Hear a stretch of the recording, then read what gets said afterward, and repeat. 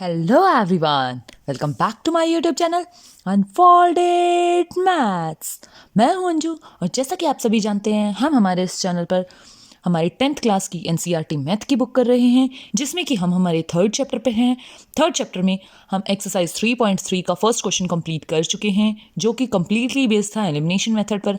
हमने इस क्वेश्चन में क्या किया था, एलिमिनेशन और सब्स्टिट्यूशन मेथड दोनों से ही क्वेश्चन को सॉल्व किया था और फिर हमने कंपेयर किया था इस चीज़ को कि किस मेथड से हमारा जो सॉल्यूशन है वो इजी होता है। लेकिन अपनी अपनी जगह दोनों ही मेथड्स इंपॉर्टेंट होते हैं, तो जिस मेथड से आपको मेंशन किया जाए आपको उसी मेथड से क्वेश्चन को सॉल्व करना है।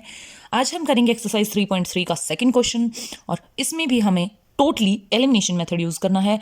आप सभी को मैं डिटेल में बता चुकी हूँ कि एलिमिनेशन मेथड क्या होता है। एलिमिनेशन मेथड का मतलब होता है किसी भी वेरिएबल को एलिमिनेट करना, यानी कि आपको जो भी, जैसे ये यहाँ दो इक्वेशंस दी हुई हैं, इन दोनों इक्वेशंस में से अगर आप किसी एक वेरिएबल को दोनों में से सेम वेरिएबल को एलिमिनेट करते हैं तो हमारी जो इक्वेशन होगी वो सिंगल वेरिएबल में आ जाएगी और वहाँ से हम उसकी वैल्यू को फाइंड आउट कर सकते हैं और उसके बाद हम उस सेकेंड वेरिएबल की वैल्यू को भी फाइंड आउट कर सकते हैं। तो हम एलिमिनेशन मेथड से रिलेटेड काफ़ी सारे क्वेश्चंस कर भी चुके हैं और आज हमारे जो क्वेश्चंस है वो भी टोटली एलिमिनेशन मेथड पर ही बेस्ड हैं। हमारी सेकंड क्वेश्चन है, इसमें कहा गया है form the pair of linear equations in the following problems, यानी कि इन सारे जितना भी ये लिखा गया है हमारे पास थ्योरी दी गई है इन सबको पहले हमें क्या करना है, लीनियर इक्वेशंस के अंदर हमें चेंज करना है and then find their solution, और तब उसका सॉल्यूशन हमें फाइंड आउट करना है इफ़ दे एग्जिस्ट। अगर उसका सोल्यूशन एग्जिस्ट करता है तो उसे हमें एलिमिनेशन मेथड से सॉल्व करना है और वो वैल्यूज़ को फाइंड आउट करना है। एग्जिस्ट कई बार हमारी पेयर ऑफ लीनियर इक्वेशंस का सॉल्यूशन नहीं भी एग्जिस्ट करता है, वो बेस होता है इस चीज़ पे कि हमारी इक्वेशंस कैसी हैं। तो आइए हम हमारी आज की क्लास स्टार्ट करते हैं। एक्सरसाइज 3.3 का सेकंड क्वेश्चन पार्ट क्या दिया हुआ है, if we add 1 to the numerator, अगर हम न्यूमिनेटर के अंदर 1 ऐड करते हैं and subtract 1 from the denominator, और डिनोमिनेटर में से 1 को माइनस करते हैं तो फ्रैक्शन क्या हो जाएगा, रिड्यूसेस टू 1, यानी कि जो हमारा फ्रैक्शन जो भी गिवन है वो 1 बन जाएगा।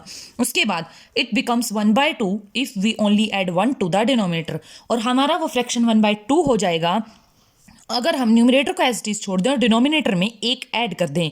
तो हमें पूछा गया है कि हमारा फ्रैक्शन क्या होगा। हम सबसे पहले क्या करेंगे, हम पहले न्यूमिनेटर और डिनोमिनेटर को मानेंगे। Let the numerator is equal to क्या होगा हमारा x and let the denominator क्या हो जाएगा हमारा y हो जाएगा। अगर न्यूमिनेटर और डिनोमिनेटर हमने मान लिया, उसके बाद द फ्रैक्शन, हमारा जो फ्रैक्शन होगा वो क्या होगा, हमारा fraction is x by y, हमारा फ्रैक्शन x अपॉन y हो जाएगा। हमें क्वेश्चन के अकॉर्डिंग क्या दिया गया, हम लिखेंगे अकॉर्डिंग टू क्वेश्चन हमें बताया गया है कि अगर हम न्यूमिनेटर और डिनोमिनेटर के अंदर न्यूमिनेटर में हमने 1 ऐड कर दिया और डिनोमिनेटर में से हमने 1 माइनस कर दिया तो हमारे जो फ्रैक्शन है वो हमारा 1 हो जाता है। तो सबसे पहले हम इसी को सॉल्व करते हैं। हमें इसको चेंज करना है लीनियर इक्वेशन में। हम क्या करेंगे, इसको इधर मल्टीप्लाई करेंगे तो x plus 1 is equal to 1, y minus 1, इसको हम लिख सकते हैं x plus 1 is equal to y minus 1, जो कि हमारी हो जाएगी equation x minus y is equal to -2, यानी कि ये हमारी हो चुकी है फर्स्ट इक्वेशन। इसको हम इक्वेशन नंबर 1 का नाम दे देंगे।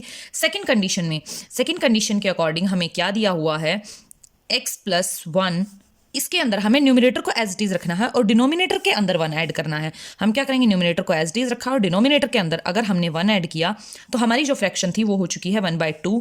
अब हम इसको क्रॉस मल्टीप्लाई से करते हैं। जब भी आपको फ्रैक्शन में ऐसे क्वेश्चन दिया हुआ हो तो आप क्या करोगे, आप इसको क्रॉस मल्टीप्लाई से सॉल्व करोगे। क्रॉस मल्टीप्लाई करने के बाद आपके पास कंडीशन आ जाती है 2x equal to Y plus 1। इससे ये एक इक्वेशन बन जाती है जिसे हमें से सॉल्व करना बहुत ईजी हो जाता है। यहाँ से हम वेरिएबल को एक साइड करेंगे तो हमारे पास क्या आ जाएगी 2x minus y equal to 1, which is जिसको हम बोलेंगे सेकंड इक्वेशन।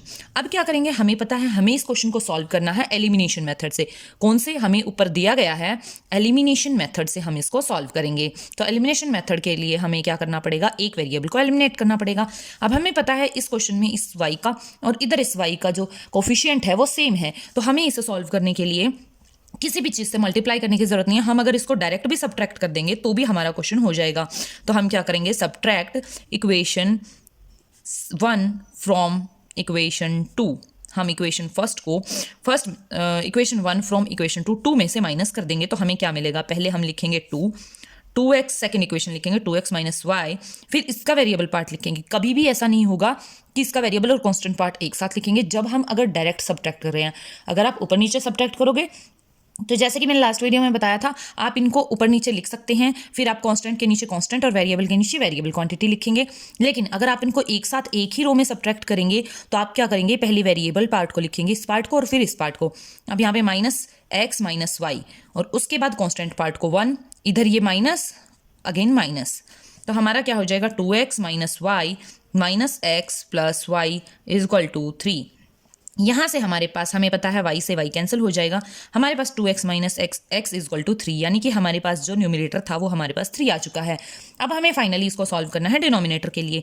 हमें पता है x की वैल्यू अगर 3 है, हम इसको इक्वेशन 1 या इक्वेशन 2 किसी में भी पुट कर सकते हैं। हम क्या करेंगे, इस वैल्यू को put value of x in equation number 1 we get, हम इक्वेशन नंबर 1 में रखते हैं। मैं आपको पहले भी करके दिखा चुकी हूँ ये चीज़, आप इक्वेशन 1 में रखो या 2 में रखो, इससे आपका आंसर पे कोई इफेक्ट नहीं आएगा। तो x की जगह हमारी इक्वेशन क्या थी, first x minus y equal to minus 2, तो हमने क्या किया, x की जगह रख दिया 3 and minus y equal to minus 2।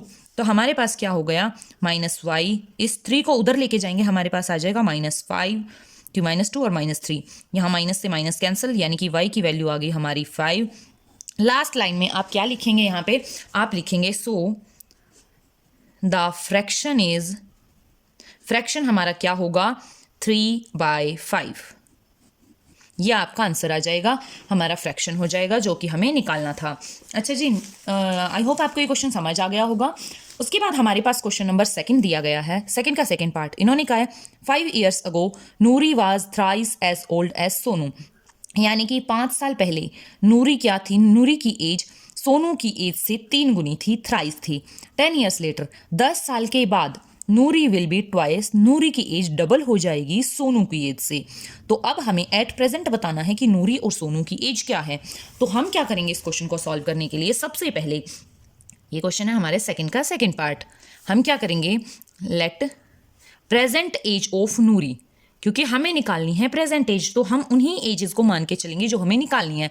Present as कितनी है नूरी की, x है, and present age of Sonu कितनी है हमारे पास, y है। तो उस according to given information, according to question या इंफॉर्मेशन, हमें क्या दिया गया था कि नूरी की जो एज थी वो 3 गुनी थी सोनू से, Nuri was thrice as old as Sonu, यानी कि जो हमारी कितने 5 साल पहले, यानी कि x की नूरी की एज 5 साल पहले थी x माइनस 5, और सोनू की एज 5 साल पहले थी ये। अब इसकी एज 3 गुनी थी, यानी कि 3 गुना हो गई इससे, ठीक है।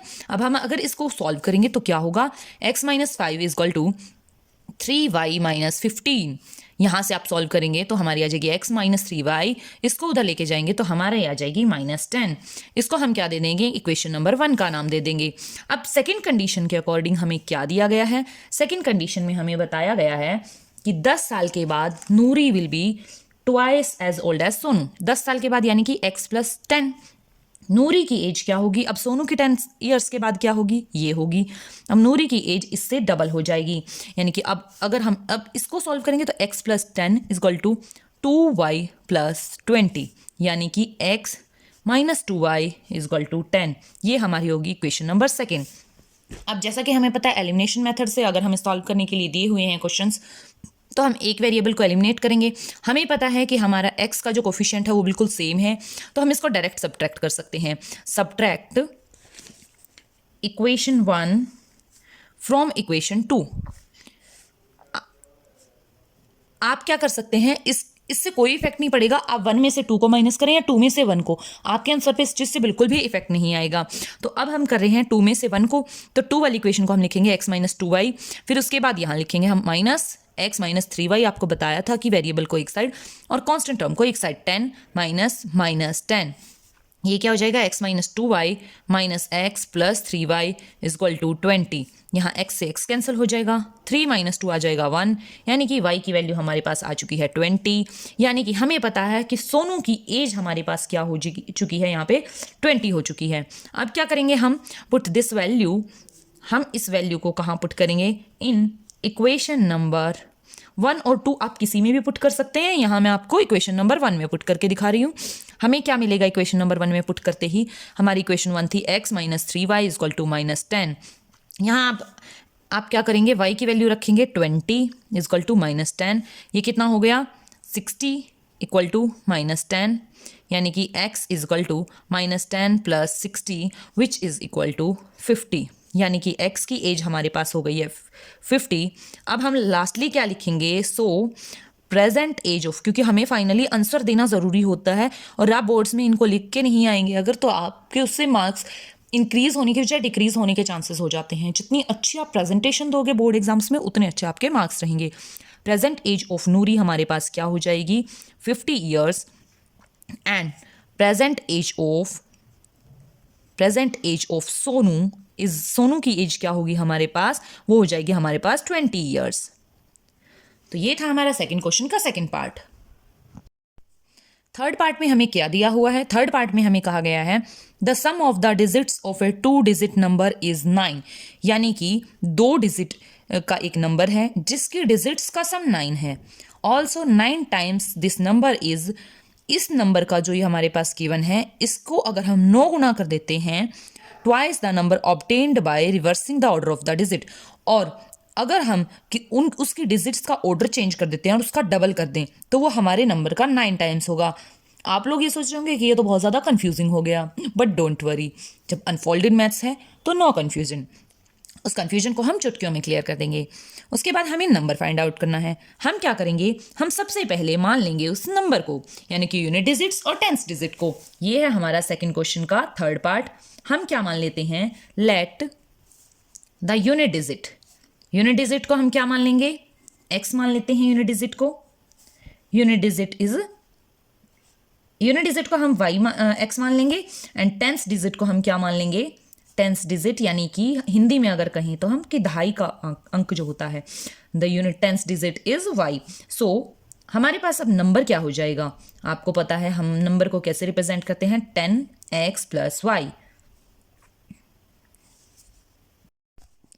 हमारे पास नंबर क्या हो जाएगा अब, जैसा कि हमें पता है यूनिट डिजिट हमारी x है और हमारी टेंस डिजिट y है, तो हमारे पास ये हमारा हो जाएगा नंबर 10y प्लस x। अगर हम रिवर्स करते हैं इसकी डिजिट्स को बाय रिवर्सिंग द डिजिट्स को रिवर्स करने के बाद हमें क्या मिलेगा, 10x प्लस y। ये हमें डिजिट्स को रिवर्स करने के बाद मिल जाएगा हमारा नंबर। अब हम क्या करेंगे, अकॉर्डिंग टू गिवन इंफॉर्मेशन, जो भी हमें इंफॉर्मेशन दी हुई है, अकॉर्डिंग टू गिवन इंफॉर्मेशन हमें क्या दिया था, सम ऑफ डिजिट्स यानी कि x प्लस y, ये हमारे पास 9 है। हमें ये दिया हुआ है sum of digit is equal to 9, इसको हमने नाम दे दिया इक्वेशन 1 का। अकॉर्डिंग टू सेकंड कंडीशन, जब सेकंड कंडीशन की बात हम करें तो उन्होंने हमें क्या कहा था कि 9 times of the number, 9 times अगर हम इस नंबर का कर देते हैं तो ये किसके इक्वल होगा, twice of reversing the digits. इन्होंने कहा है कि इस नंबर का अगर हम 9 गुना कर देते हैं और इसकी डिजिट्स को रिवर्स करके हमारे पास ये आया और इसका ट्वाइस, ये दोनों ही सेम होंगे। आई होप अब आपको इसकी लैंग्वेज बिल्कुल भी कॉम्प्लिकेटेड नहीं लगी होगी और ना ही आपको कोई कंफ्यूजन क्रिएट हुआ होगा। अब इसको हम लीनियर इक्वेशन में सॉल्व करेंगे। वो कैसे करेंगे, 90y plus 9x equal to 20x plus 2y, ये हो गई हमारी इक्वेशन। लेकिन अभी इसको हम एक साइड लेके आएंगे कंप्लीटली। इसमें क्या होगा हमारे पास 90x, इसको जब y को एक साइड लेके आएंगे, x को एक साइड लेके आएंगे। अब हम क्या करेंगे, 90y minus 2y equal to 20x minus 9x, यानी कि हमारे पास इनको जब करेंगे तो 88y इक्वल टू 11x। हमें पता है हम इसको रेशो को अगर सॉल्व करते हैं, 11 को अगर हम इधर ले आएँ डिवाइड में इक्वल टू x, 11 8 जा कितना हो जाएगा 88, और उसके बाद x की हो जाएगी 8y। आप चाहें तो इसको एज इट इज़ रख सकते हैं, लेकिन क्योंकि हमें बोला गया है कि हमें इसको एलिमिनेशन मेथड से सॉल्व करना है, अगर आपको इस स्टेप के बाद अगर आपको मेथड स्पेसिफाई नहीं किया गया है कि किस मेथड से करना है, तो आप इसको डायरेक्ट सब्स्टिट्यूट कर सकते हैं हमारी क्वेश्चन नंबर 1 में। लेकिन जैसा कि हमें बताया गया है कि हमें एलिमिनेशन मेथड से सॉल्व करना है, तो हम इसकी एक प्रॉपर इक्वेशन बनाएंगे। क्या बनाएंगे, x minus 8y equal to 0। इसको हम इक्वेशन नंबर 2 का नाम दे देंगे। अब इक्वेशन 1 और 2 हमारे पास हैं, हमें पता है x का जो कोफिशिएंट है यहाँ और यहाँ बिल्कुल सेम है, तो हम क्या करेंगे, subtracting equation 2 from equation 1 we get, हमें क्या मिलेगा उसके बाद, 2 को हम माइनस कर रहे हैं, यानी कि पहले फर्स्ट को लिखेंगे x प्लस वाई, फिर इसको लिखेंगे x माइनस 8y, यहाँ कांस्टेंट 9 था और यहाँ कांस्टेंट 0 था, तो x plus y minus x plus 8y is equal to 9, x से x कैंसिल हो जाएगा, 8 और 1 9y is equal to 9, then हम करेंगे y को, इधर कैंसिल हो जाएगा तो y की वैल्यू आ जाएगी हमारे पास 1। अब हमारे पास जब y की वैल्यू आ गई है तो हम इस y की वैल्यू को, वैल्यू ऑफ y हम कौन सी इक्वेशन में रखेंगे, जिसमें आपकी मन करे आप सेकेंड इक्वेशन या फर्स्ट इक्वेशन किसी में भी रख सकते हैं, value of y in equation first, हम फर्स्ट में रख देते हैं, हमें क्या मिलेगा, we get x plus y, हम इक्वल टू 9, ये हमारी इक्वेशन नंबर 1 थी, हमने क्या किया, x प्लस वाई की जगह 1 इक्वल टू 9, जहाँ से x की वैल्यू आ गई हमारे पास 8। अब हमें पता है हमारे पास यूनिट डिजिट भी आ चुकी है और हमारे पास टेंस डिजिट भी आ चुकी है, सो जो हमारा नंबर होगा वो क्या होगा, द नंबर इज, हमें कितना दिया हुआ था ये नंबर यहाँ पे 10y plus x, 10y plus x which is equal to 10 multiply 1 plus 8, यानी कि यहाँ से आ जाएगा 10 plus 8 which is equal to 18, यानी कि ये था हमारा रिक्वायर्ड नंबर। हमारा इसके साथ हमारा थर्ड पार्ट भी खत्म होता है। अब हम चलते हैं हमारे फोर्थ पार्ट की तरफ। फोर्थ पार्ट में हमें क्या कहा गया है, फोर्थ पार्ट में हमें कहा गया है Meena went to a bank to withdraw 2000 rupees. Meena bank में जाती है 2000 रुपये बैंक से निकालने के लिए। अभी ज़रूरत तो किसी को भी पड़ सकती है, मीना को भी ज़रूरत पड़ गई, तो अब उसने कैसे निकालने हैं पैसे। She asked the cashier to give her, उसने कैशियर को कहा कि वो कैशियर उसे किस तरीके से पैसे दे कि 50 रुपीज़ और 100 रुपीज़ के नोट्स ही चाहिए उसको, यानी कि 50 रुपीज़ और 100 रुपये के नोट ही उसको लेने हैं। तो मीना को क्या मिला, मीना को 25 नोट्स इन ऑल, मीना को टोटल 25 नोट ही मिले। Find how many notes of, अब इन्होंने पूछा है कि अब आप लोग बताओ कि उसको 50 रुपये के और 100 रुपये के कितने नोट मिले। लो भाई, अब नोट निकालने हैं उसको और हेडेक होगी हमारी, लेकिन हमें तो करना ही पड़ेगा, हमें क्वेश्चन दिया है तो कोई बात नहीं, हम एलिमिनेशन मेथड से, हमें अगर दिया है तो हम एलिमिनेशन मेथड से इसको सॉल्व कर देते हैं। तो आइए फिर स्टार्ट करते हैं बिना देर करते हुए। हमारा फोर्थ पार्ट जो है उसमें हमें दिया गया है मीना जाती है टोटल कितने रुपए लेने के लिए, 2000 रुपीज़ लेने के लिए। लेट हम बोलेंगे नंबर ऑफ, हमें हमेशा लेट वही करना होता है जो हमें फाइनली आंसर निकालना है। Let number of 50 rupees 50 notes, हमने मान लिया x, and number of 100 rupees notes, 100 rupees के नोट्स कितने होंगे, y हो जाएंगे हमारे पास। अगर x और y हमारे पास ये नोट हो चुके हैं, अब अकॉर्डिंग टू गिवन इन्फॉर्मेशन या अकॉर्डिंग टू क्वेश्चन हम अगर कहें, हमें कहा गया था कि टोटल जो नोट थे वो कितने थे हमारे पास, वो थे हमारे पास 25। अब हमारे पास एक इक्वेशन आ गई, इसको हमने इक्वेशन नंबर 1 का नाम दे दिया। जैसे इक्वेशन आए आप देखो ना था, उसको इक्वेशन नंबर 1 का नाम दे दो, सेकंड इक्वेशन आती है उसको सेकंड इक्वेशन का नाम दे देना, बड़ा इजी हो जाएगा भी सॉल्व करना। अब सेकंड में हमें क्या कहा गया था कि टोटल रुपीज़ हैं 2000। अब 50 रुपये के नोट कितने हैं, अब सेकंड कंडीशन की बात अगर हम करें, देखो रुपीज़ 50 रुपीज़ के नोट्स हैं कुछ, ये 50 रुपीज़ लिख दिया, कितने हैं x हैं, 50 मल्टीप्लाई x। अब हमें क्या कहा गया था, आगे हैं 100 रुपीज़ के नोट्स, वो कितने हैं, y हैं। अब हमें कहा गया टोटल रुपए कितने निकालने हैं उसने, 2000। ये होगी हमारी सेकंड कंडीशन। बताओ कहाँ कंफ्यूजन क्रिएट हुआ। ये आ गया हमारे 50x plus 100y equal to 2000। अब यहाँ से हमारे पास 50 अगर हम पूरे में से कॉमन निकाल लें तो हमारे पास आ जाएगा x plus 2y is equal to 40। I hope आपको यहाँ तक क्लियर हो गया होगा। उसके बाद हम क्या करेंगे, हम इसको नाम दे देंगे इक्वेशन नंबर 2 का। जैसा कि मैंने कहा था आप इसको भी इक्वेशन नंबर 2 का नाम दे सकते हैं, लेकिन अगर आपको कैलकुलेशन इजी करनी है तो आप इसको नाम दे दो, वो बहुत ही ज़्यादा इजी हो जाएगी। अब हमें पता है यहाँ पे हमारा जो कोफिशिएंट है x का बिल्कुल सेम है, तो हम इसको डायरेक्ट ऐड और सब्ट्रैक्ट कर सकते हैं, हमें कोफिशिएंट सेम करने की ज़रूरत ही नहीं है। तो हम क्या करेंगे, सब्ट्रैक्टिंग इक्वेशन 1, हम इक्वेशन 1 को 2 में से सब्ट्रैक्ट कर देंगे। फ्रॉम इक्वेशन 2 वी गेट, ठीक है। सेकेंड इक्वेशन हमारी क्या है, x प्लस 2y, जैसा कि बताया था पहली वेरिएबल क्वांटिटी, उसके बाद हमारी कांस्टेंट क्वांटिटी हो जाएगी, तो x plus 2y minus x minus y is equal to, यहाँ से आ गया 15। हमें पता है x से x कैंसिल हो जाएगा, 2y minus y is equal to, तो 2y माइनस वाई कितना बच गया, y इज इक्वल टू 15। ये हमारी y की वैल्यू आ गई है। अब हमें आगे चाहिए x की भी वैल्यू, तो उसके लिए हम क्या करेंगे, इस वैल्यू को किसी भी इक्वेशन में आप पुट करो, फर्स्ट और second. Put this value of y in equation number, हम फर्स्ट में ही पुट कर देते हैं। फर्स्ट वैसे भी हमारी ऑल टाइम फेवरेट होती है इक्वेशन। तो x की वैल्यू, x को एज इट इज रखेंगे, y की जगह हम रखेंगे 15 इज इक्वल टू 25, यानी कि x की वैल्यू आ गई हमारे पास 10। 25, 15 को उधर लेके जाएंगे minus, 25 minus 15 is equal to 10, यानी कि हमारे पास y की वैल्यू 15 होगी और x की वैल्यू होगी हमारे पास 10। सो मीना को क्या मिले हैं, Meena has 10 notes of, 10 note तो मिले हैं उसको 50 रुपीज़ के, एंड 15 नोट्स मिले हैं उसको ऑफ ₹100। ठीक है, अब उसको है ना, उसको कंफर्म हो गया कि हाँ उसको कितने रुपए, कितने नोट मिले हैं 50 रुपीज़ के और 100 रुपीज़ के। तो ये था हमारा क्वेश्चन नंबर 4। नेक्स्ट है हमारे पास क्वेश्चन नंबर 5, सेकेंड का 5th पार्ट। इसमें हमें क्या कहा गया है, a landing library has a fixed charge for the first 3 days. Landing होता है किराए पे किसी लाइब्रेरी को लेना, उसके फिक्स चार्ज हैं।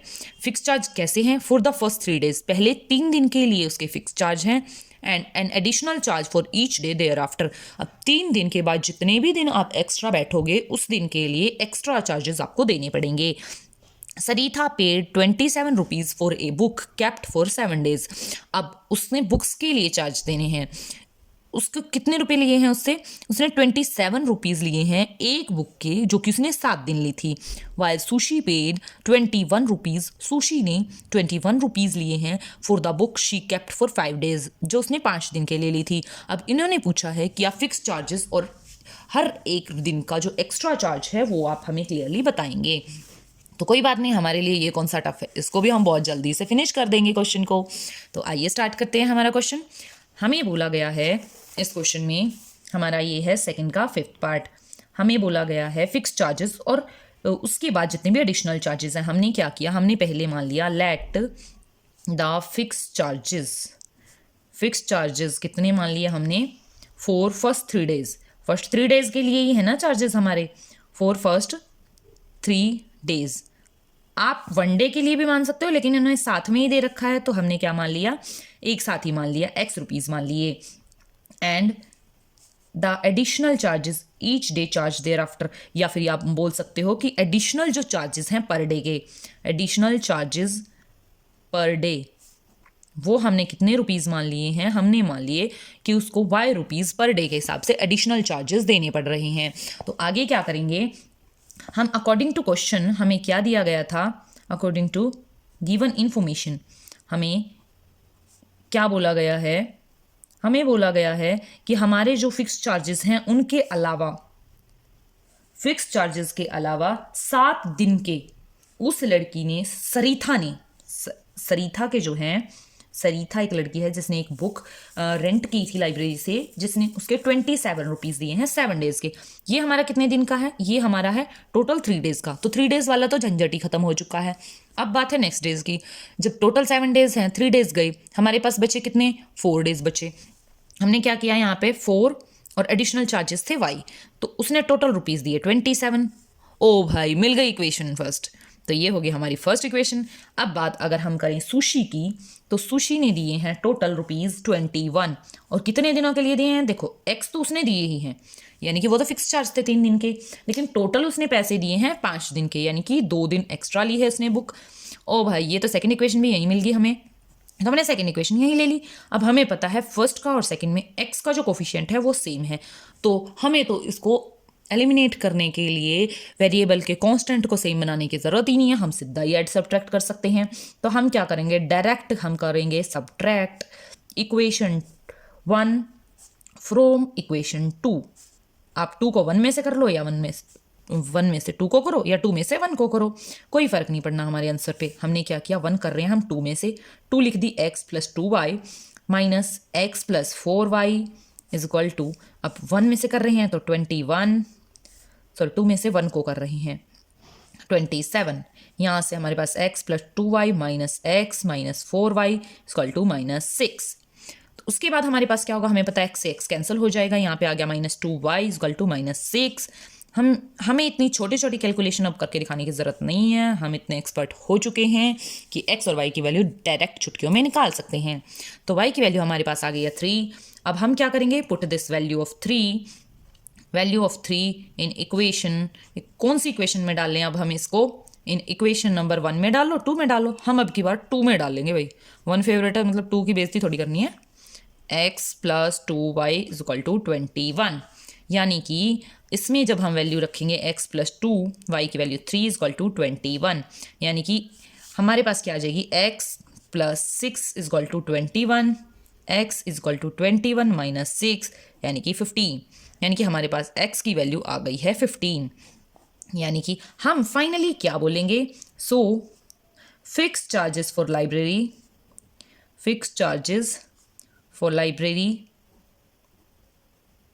फॉर 3 days, 3 दिन के लिए कितनी है fix charges, 15 rupees, and additional charges per day, और जो हमारे एडिशनल चार्जेस हैं पर डे के वो कितने हैं, वो हमारे आ चुके हैं 3 रुपीज़ पर डे। तो ये था हमारा आंसर और ये था हमारा चैप्टर नंबर 3। इसके साथ ही हमारा 3rd चैप्टर कंप्लीट होता है। तो आई होप आपको मेरी ये वीडियो पसंद आई होगी और हमारा चैप्टर नंबर 3 से रिलेटेड सारे डाउट्स क्लियर हुए होंगे। हमने इसके सारे एग्जांपल्स और कंप्लीट एक्सरसाइज हम हमारे इस चैनल पर कर चुके हैं।